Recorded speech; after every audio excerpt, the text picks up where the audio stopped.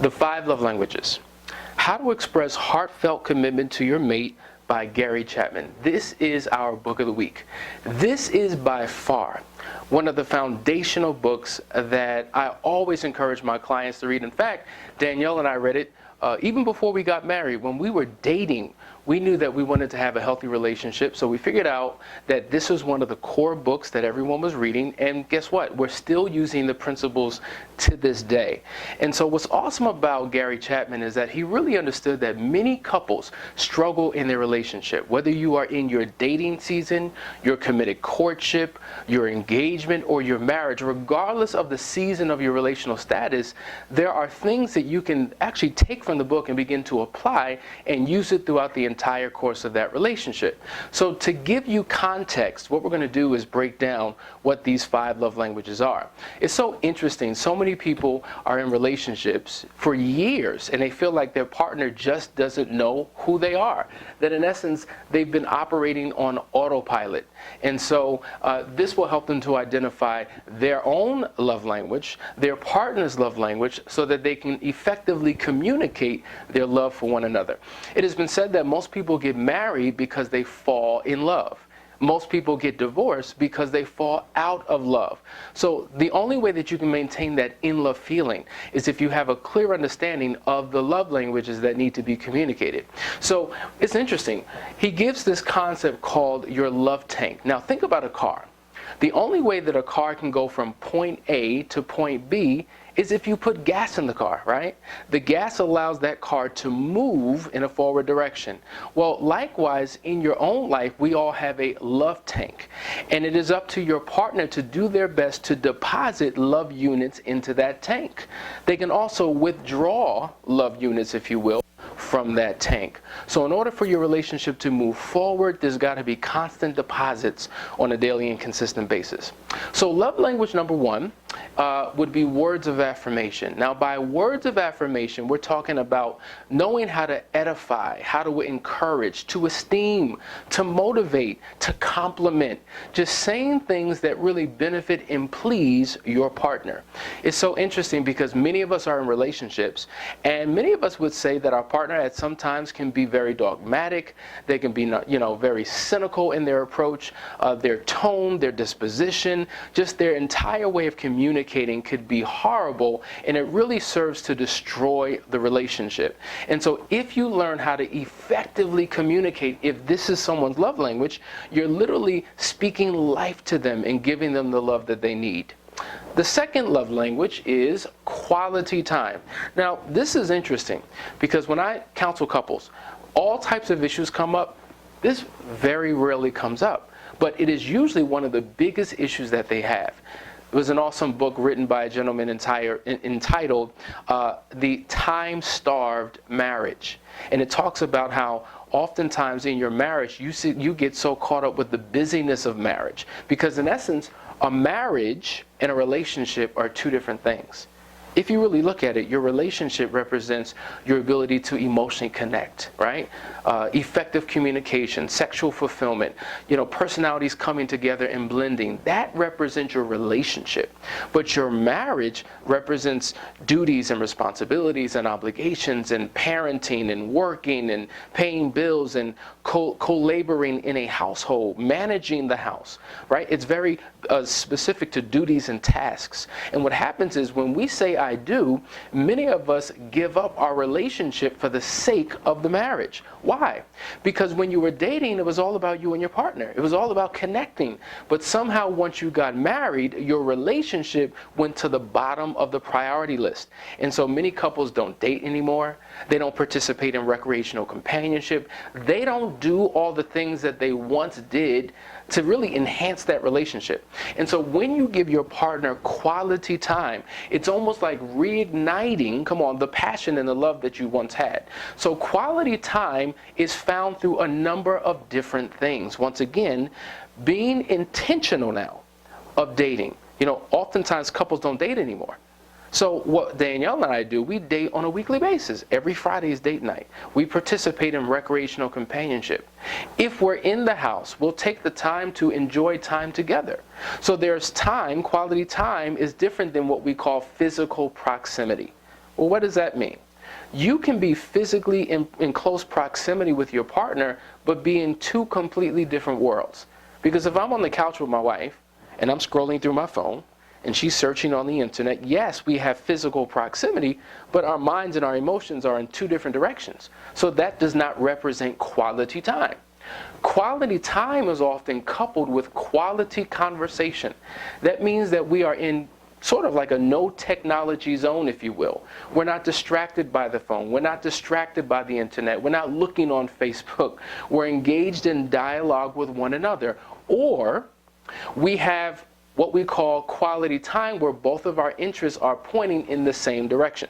So if we're watching a movie together, a television show together, that is an example of quality time. So if this is your partner's love language, you need to do your darndest to communicate their particular love. Now, the next love language that we see, receiving gifts. Now this is a tricky one, because some of us have the tendency to believe, well, why does it have to be about gifts? What are you, materialistic? What are you, a gold digger? But if you think about it, when you said I do, you began that relationship with what? A ring. Because this ring represents your eternal love, commitment, and faithfulness to one another. That's a gift, folks. Well, just as it's important to initiate your relationship with a gift, it may be just as important to maintain the relationship with a gift. Now, interestingly enough, my wife loves receiving gifts. And in the beginning of our relationship, I naturally did it, because that's what you do. You put your best foot forward, you give surprises, your dates, you're very romantic, and that's the natural tendency when you're dating. But then when you get into a committed courtship, that begins to wane over the course of time. But it was still a need for her. And I discovered that it was a need for her because that's how she grew up in her home. Because her father was the one who would give her gifts, representing his love for her. So that becomes her love language even today in our marriage. And so for her, it's not about, just like for many people, it's not about how much you spend on the gift. It's not about name brands. I mean, technically, you can buy an expensive gift, a cheap gift, or you can make your gift out of paper mache. What it means is you were thinking about me. It's what the gift represents. It represents you care about me, you went out of your way to do something nice for me, and as a result of that, love units are deposited into my love bank. I feel loved. Isn't this powerful? The next one, acts of service. That is the fourth love language. Now that happens to be my particular love language, because in my life I have a business. And my business requires certain skill sets. My wife happens to have certain skill sets that I need in order for me to do successfully what I do. So when she's given me her time, her brain power, her efforts, her talents, her tasks, I feel loved. Now, outside of a business setting, in my home, I love to have a well-kept home. So when things are taken care of and there's proper management of the household, it's almost like she's speaking into my heart. It's attaching itself to my emotions. I feel loved. And so if that is your partner's love language, listen, do not discount it.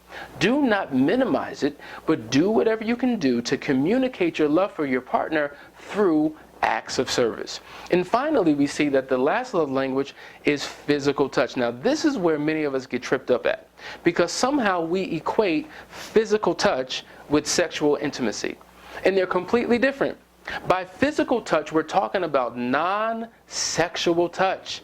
And the reason why certain partners have an aversion to physical touch is because they know that there's an agenda attached to it. There's a goal attached to it. That if you're touching me, it's only because you want something. It's only because you want to be sexual. And so we need to send a clear message that when we're offering our partner physical touch, it has nothing to do with us. It's not for our benefit. It's for the partner's benefit. So you have to learn to touch for the sake of touching. Expressions of non-sexual touch would be holding hands in public.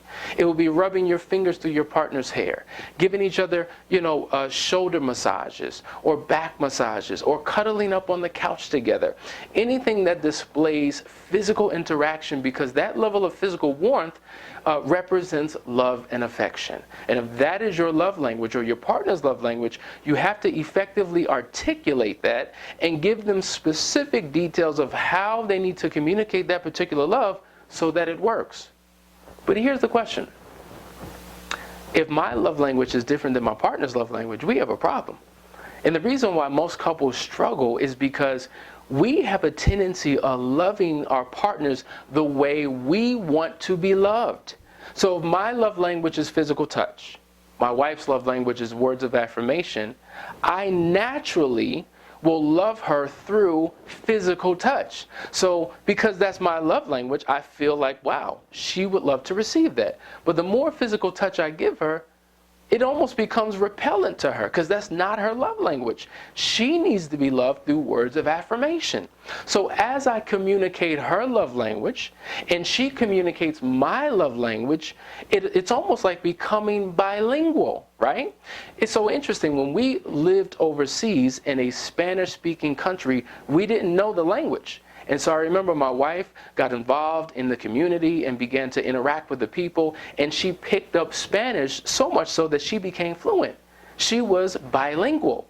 So she had her primary mother tongue, English, and her secondary language, which was Spanish.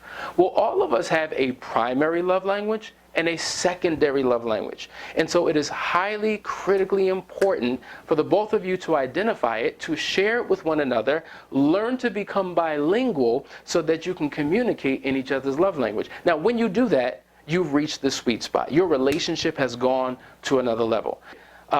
Read the book, listen to the audiobook, take the 5 Love Languages 5-week challenge. Let it begin to revolutionize your relationship, because if you do that, all of the issues that you once had will begin to slowly dissipate into non-existence. Get the book. That is this week's Book of the Week.